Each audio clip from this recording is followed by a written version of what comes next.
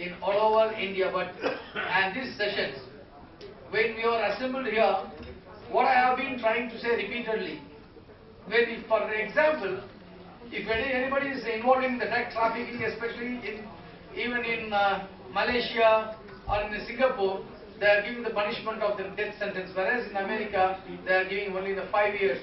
And some of the countries, they are not even treating these as an offense. If this be the circumstances, see, comparatively the more populated, thicker populated in China and India and all, the peoples are that, especially in the children or those who are school students and college students, they are suffering a lot. If these be the circumstances, we require to, in the global system, the uniformity sentence must be to bring it out. If this be only the law should enforce, and otherwise I don't think there must be some remedy to get. But even then, we are trying to bring it. Even earlier occasion, Mr. Adish Agarwala, we had a large number of lawyers gathered in London, in Chicago and Washington. Many type of conferences have been held, international conferences, especially we have to thank Mr. Adish Agarwala. Why should I say that? The man who come forward, he has led all jobs and he has taken a task that to teach the children and how the younger generation should come the world. This type of talking the task by the Adish Agarwala, the entire legal fraternity, and thank to him, and this type of conferences we held more and more. And the legal fraternity has given idea to the government of India especially, and to try to control and curb the drug to menace in society, and how it has been affected, and how it has been affected the children, and everything you look into it and note of it, and the government will come forward to control the systems. And thank you very much for giving the opportunity. Sorry.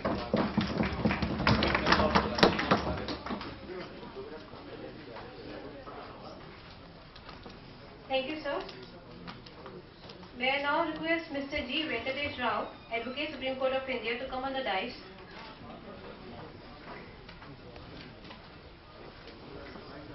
Good afternoon, everybody. Dr. Adish Agarwal, Mr. Prabhakaran, other eminent colleagues on the dais, all of those few present here, eminent people from various in the legal profession, bureaucracy, judiciary, etc., and some of our foreign delegates are also here on an afternoon after a lovely lunch. I must start by congratulating Dr. Adish Agarwala to have organized this international conference, which is such an enlightening thing for all of us colleagues to be present here and to share our views and to learn. And you have lots of people present in large numbers to hear our views on drug trafficking. Many years ago, I read when President Bill Clinton was president that there was a charge that he had consumed drugs, marijuana. So President Clinton, who being a lawyer, did not deny that he had used drugs, in the sense that he said, I smoked, but I did not inhale. So, well, I think that ended the matter there, but if in the United States, not to cast aspersions on anyone, if none other than the President of the United States says that I tried but I did not inhale, it's something we must all think about as to what is the extent to which the drug can reach. Maybe that was during his college days, but not when he was the President. This was a charge. He had other charges as well, which brought a lot of controversy. The other thing that I want to tell you, a very interesting story, and then I will speak about the whole subject as I see it. Way back in when I was doing some courses in Georgetown University in Washington DC, I was traveling on a bus from Washington to New York, and I read in a paper that the mayor of Washington DC was shown on national television using drugs in a hotel when the FBI planted a camera. Of course, he later denied this, but this is the interest. I'm not trying to cast aspersions on anybody, but I'm just telling you a story. And the FBI had placed a camera in his hotel room and filmed the whole use of the drug by the mayor of Washington DC. the most powerful, the most affluent and advanced country in the world, and capital. And it was shown on national television. This is known to everybody, and it came in the papers. I read it in a paper, as a matter of fact. I read it in the newspaper as an article, story. And he was shown on national television right across the United States of America, smoking and using drugs. The mayor of Washington, D.C. And thereafter, he was in prison, and he denied all charges. Of course, we all, as lawyers would say, will use every trick under the sun to deny everything. He said, since he was Afro-American, he was an African-American, his color, he said, was the reason why this was a conspiracy of the white Americans to trap him, and all of this was false. And he was released while the trial was on. And the last paragraph in that newspaper article said that he was contesting for the mayor of Washington again, and the results cannot be said so far, but there seems to be a huge set of people who are still supporting him to become mayor again. I finished my work in Washington, D.C., and I came back to India, and I read the papers that he had become mayor of Washington, D.C. again. Now, this is not to cast aspersions again, but to just tell you, and there could be any, this is not true of just the United States, it could be true of Brazil, Peru, it could be true of even some of the African countries, it could be true of some of our friends. I mean, recently a politician's son was found using drugs in the central part of Luton's Delhi, and he was arrested, and then all of that happened. So, the extent to which drugs can go, they are going to the highest level of people. They are truly a menace because they seem to have gripped almost the highest echelons more than anybody else. Now, according to statistics, the last statistics which the UN report on global trade generated, it was about 321.6 billion. Possibly it could be even be more, about 500 billion, which is $500 billion of drug money, drug sales that is taking place in the world at any given point of time, which is a huge amount in terms of the revenues that are being generated by drugs alone. So you can understand that those who are involved with drug mafia are not going to go easy, are not going to, since it is so lucrative, it is a fight that every one of us must be fighting, and every one of us must take it seriously. And I'll just tell you how we can do that. Now, the UN agency, there's a specific UN agency called United Nations Organization of Drugs and Crime, which is specifically dealing with this.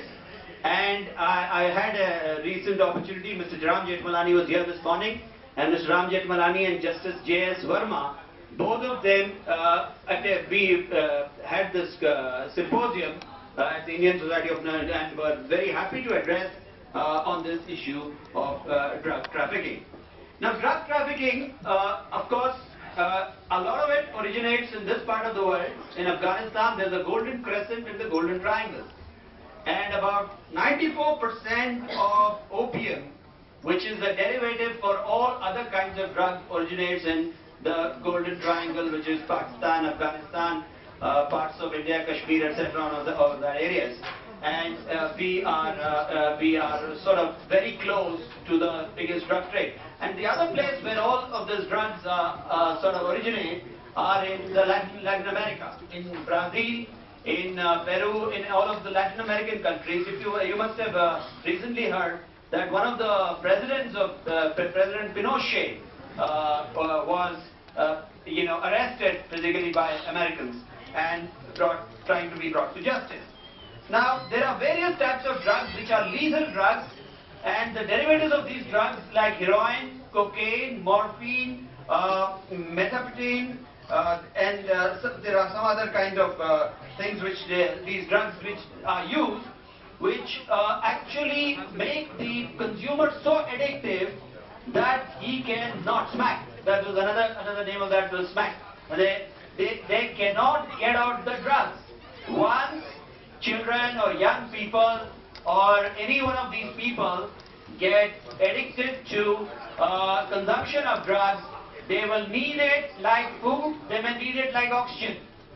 So the extent of one use, a single use of a drug of any of these lethal varieties makes you dependent on them for life, and people will have extraordinary withdrawal symptoms. They will not be able to survive the addiction of the drug, and therefore they we need to prevent the drug abuse and the use of it. See, availability. A recent study shows that 85% of all school-going, university-going students in the United States can get marijuana, this is charas, afim, and all of these drugs very easily. And it's the same thing that it is there even in India. If you ask people, then you will find some students. So firstly access, secondly youngsters wanting to try it, thirdly once they try it they hope. Now that is the most dangerous aspect of drugs, that once you have tried a single use could leave you completely addicted and without a reason, and then they will have to steal, they will have to do other things. I'll tell you about that more. Now the total drug consumption, interestingly, US is one of the worst drug affected areas, so is Europe, so Africa and other countries.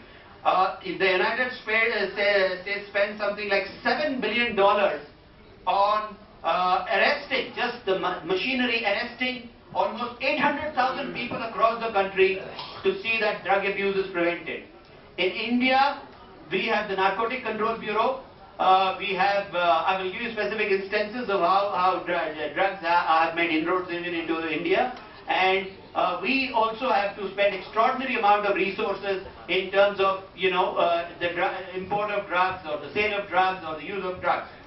And besides this, the total consumption of drugs worldwide, as I told you, is about over 321, now it's about $500 billion.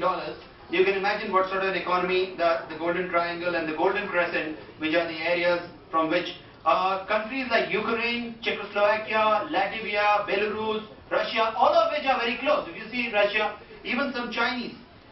Statistics show that there were about 2 million Chinese who were addicted to some form of drug or the other. So once the use of drug is there, they want to access it, they want to choose cheap use of drug. If you know a region in Himachal Pradesh, Manali, in Manali alone, enormous use of drug abuse is there. A lot of people come from all over the world and in Goa is another area where again a lot of drugs are freely available and easily available. Why you are telling the name, people will go there.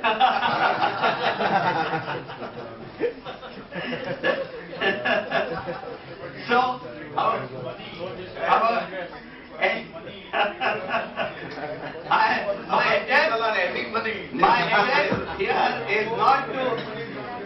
my attempt here is to try and see that the audience here make them addicted. It is not to see that the audience here gets addicted to it, but are aware of the fact that You may have a trial. yeah, okay. Now, the most important thing is, many years ago, I used to appear for Government of India against the drug smugglers in Bombay High Court, etc. And there was a gentleman who was the director of the Narcotic Control Bureau, a gentleman by the name of B.B. Kumar, who was the director of Narcotic Control Bureau. He wrote an excellent book in which I assisted him in writing the book. And in that, somewhere around the 340th page somewhere, you will find a chart. Now this is the most important aspect of drug abuse and how we need to control this whole thing.